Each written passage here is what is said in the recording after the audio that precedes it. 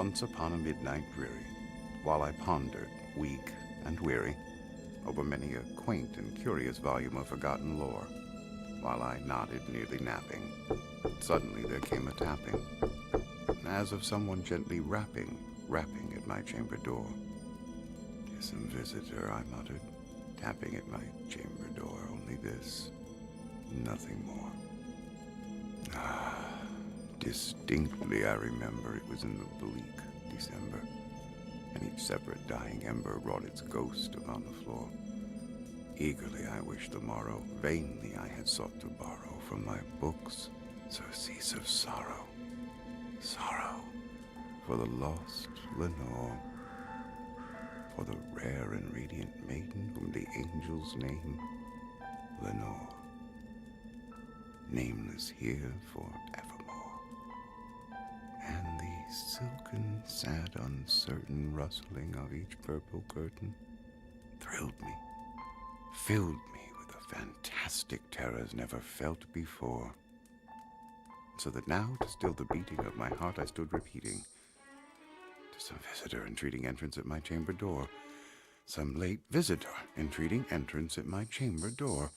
This it is, and nothing more."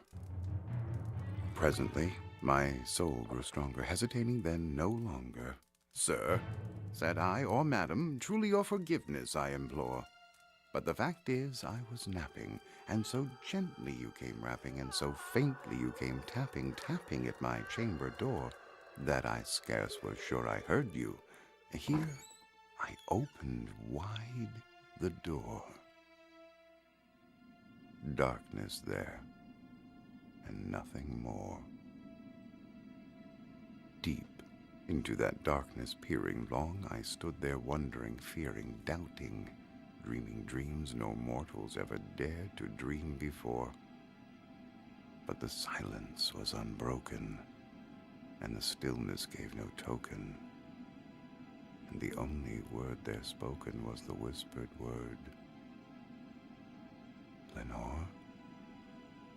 This I whispered, and an echo murmured back the word, "Lenore?" Merely this, and nothing more. Back into the chamber turning, all my soul within me burning, soon again I heard the tapping, something louder than before. "Surely," said I, "surely that is something at my window lattice. Let me see then what thereat is, and this mystery explore. Let my heart be still a moment, and this mystery explore. 'Tis the wind, and nothing more." Open here I flung the shutter, when with many a flirt and flutter, in there stepped a stately raven of the saintly days of yore. Not the least obeisance made he, not a minute stop or stayed he, but with mien of lord or lady perched above my chamber door, perched upon a bust of Pallas just above my chamber door, perched and sat, and nothing more. Then this ebony bird beguiling my sad fancy into smiling, by the grave and stern decorum of the countenance it wore. "Though thy crest be shorn and shaven, thou," I said, "art sure no craven, ghastly grim and ancient raven wandering from the nightly shore. Tell me what thy lordly name is on the night's Plutonian shore." Quoth the raven, "Nevermore." Much I marveled this ungainly fowl to hear discourse so plainly, though its answer little meaning, little relevancy bore. For we cannot help agreeing that no living human being ever yet was blessed with seeing bird above his chamber door, bird or beast upon the sculptured bust above his chamber door, with such a name as Nevermore. But the raven, sitting lonely on that pallid bust, spoke only that one word, as if his soul in that one word he did outpour. Nothing farther than he uttered, not a feather than he fluttered, till I scarcely more than muttered, "Other friends have flown before. On the morrow he will leave me, as my hopes have flown before. Then the bird said, nevermore. Startled at the stillness broken by reply so aptly spoken, doubtless, said I, what it utters is its only stock and store, caught from some unhappy master whom unmerciful disaster followed fast and followed faster, till his songs one burden bore, till the dirges of his hope that melancholy burden bore of never, nevermore. But the raven still beguiling all my sad soul into smiling, straight I wheeled a cushioned seat in front of bird and bust and door. Then upon the velvet sinking, I betook myself to linking fancy unto fancy, thinking what this ominous bird of yore, what this grim, ungainly, ghastly, gaunt, and ominous bird of yore meant in croaking nevermore. This I sat engaged in guessing, but no syllable expressing, to the fowl whose fiery eyes now burned into my bosom's core.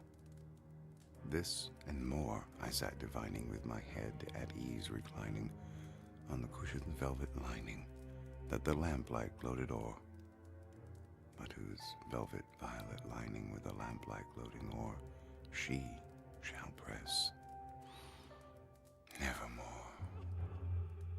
Then methought the air grew denser, perfumed from an unseen censer swung by seraphim whose footfalls tinkled on the tufted floor. Wretch, I cried, thy God hath lent thee, by these angels he hath sent thee, respite, respite and nepenthe from thy memories of Lenore. Quaff, oh quaff this kind nepenthe, and forget this lost Lenore. Quoth the raven, nevermore. Prophet, said I, thing of evil, prophet still, if bird or devil, whether tempter sent or whether tempest tossed thee here ashore, desolate, yet all undaunted, on this desert land enchanted, on this home by horror haunted, tell me truly, I implore, is there balm in Gilead? Tell me, I implore. Quoth the raven, nevermore. Prophet, said I, thing of evil, prophet still, if bird or devil, by that heaven that bends above us, by that God we both adore, tell this soul with sorrow laden, if within the distant Aidenn it shall clasp a sainted maiden whom the angels name Lenore, clasp a rare and radiant maiden whom the angels name Lenore. Quoth the raven, nevermore. Be that word our sign of parting, bird or fiend, I shrieked upstarting, get thee back into the tempest and the night's Plutonian shore. Leave no black plume as a token of that lie thy soul hath spoken. Leave my loneliness unbroken, quit the bust above my door. Take thy beak from out my heart, and take thy form from off my door. Quoth the raven, nevermore. And the raven, never flitting, still is sitting on the pallid bust of Pallas just above my chamber door.